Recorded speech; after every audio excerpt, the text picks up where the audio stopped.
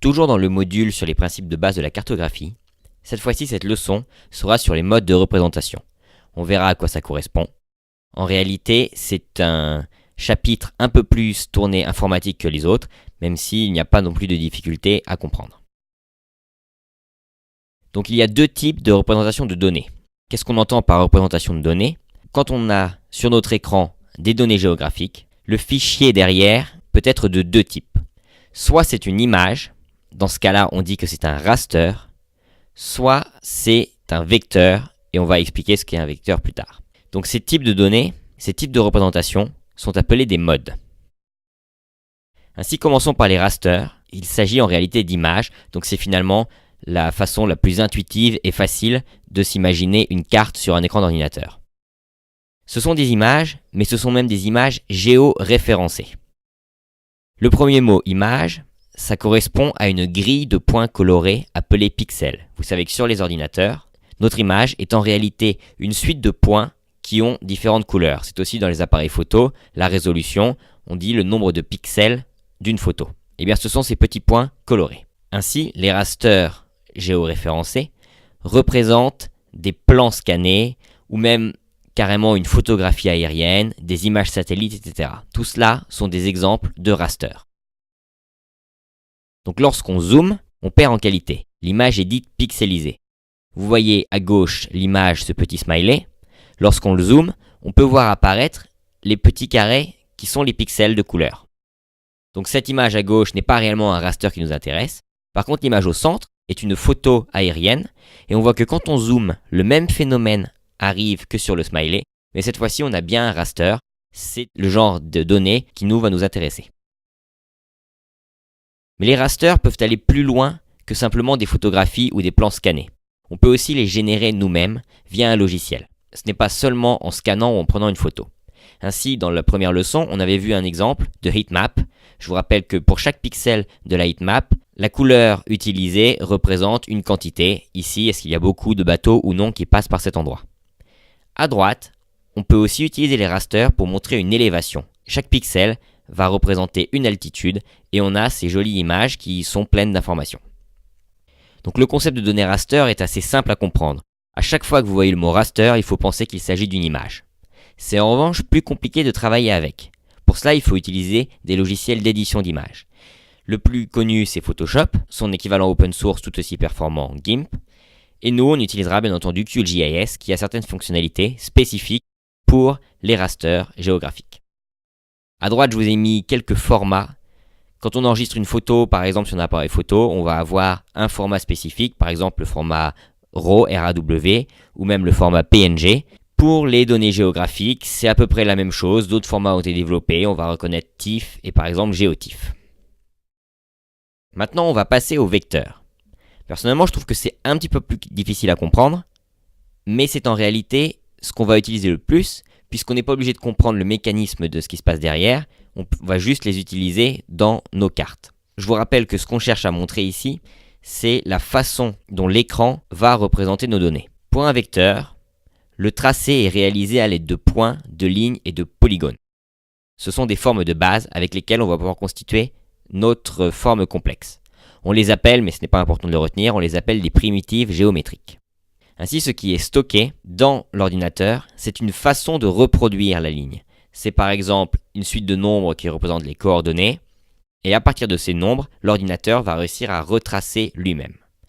On peut, contrairement au raster, zoomer comme on veut sans perte de qualité, puisque l'ordinateur, à chaque niveau de zoom, va pouvoir retracer la forme. Ainsi, quelques images, ce sera plus parlant.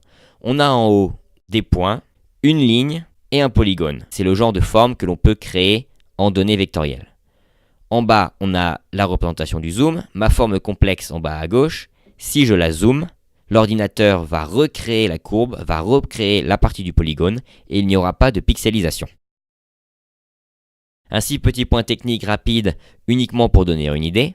Il y a plusieurs standards bien entendu pour créer des fichiers vectoriels. Par exemple, ce qui est beaucoup utilisé en design est le format SVG.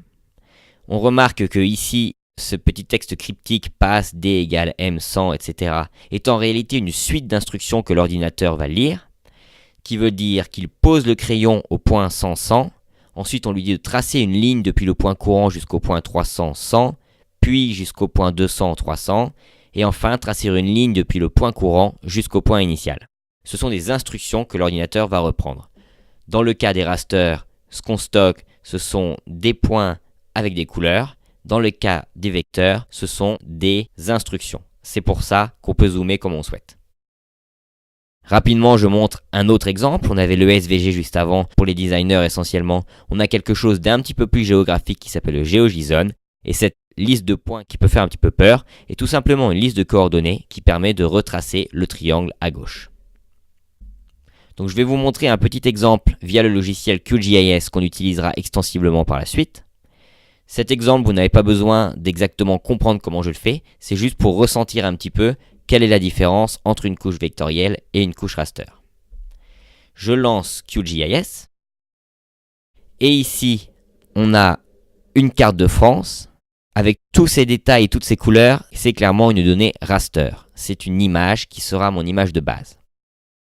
Et au-dessus, je vais pouvoir tracer des données vectorielles qui sont donc une succession de lignes ou même de polygones qui peuvent représenter une zone que je souhaite mettre en valeur sur ma carte. Donc en pratique, même si les vecteurs semblent plus complexes que les rasters à comprendre, ils sont en réalité beaucoup plus simples à utiliser, modifier, tracer, etc. On peut passer de l'un à l'autre par différentes méthodes que je vais vous évoquer dans cette leçon. Et souvent, on utilise les rasters en fond de carte sur lesquels on ajoute des couches vecteurs. Un exemple utilisé beaucoup en recherche et qu'on verra dans le dernier module sur les principes de cartographie avancée. Pour passer de raster à vecteur, c'est la vectorisation. On a par exemple à gauche une carte dont on veut extraire les données pour pouvoir les remettre dans une autre carte et les modifier. La carte à gauche est un plan scanné, il s'agit donc d'un raster. Et à l'aide de QGIS, on peut le transformer en vecteur pour pouvoir créer une nouvelle carte. Dans l'autre sens, de vecteur à raster, il s'agit de la rasterisation. À gauche, j'ai des données vectorielles puisque chacun de ces points représente une température. Et je peux, à droite, créer un raster où, pour chaque pixel, j'extrapolerai la température en fonction des informations vectorielles que j'ai trouvées à gauche. Enfin, je vous ai parlé du fait que les rasters étaient souvent utilisés comme fond de carte. C'est un petit peu ce qu'on a fait sur QGIS. On utilise le fond de carte raster et on y rajoute des polygones vectoriels par-dessus. Voilà, on arrive à la fin de cette leçon sur les modes de représentation. Ce qu'il faut retenir, c'est qu'il y a deux types de données géographiques, les rasters et les vecteurs. Les rasters, c'est une image, alors que les vecteurs, ce sont des formes géométriques et c'est essentiellement avec les vecteurs qu'on va travailler par la suite.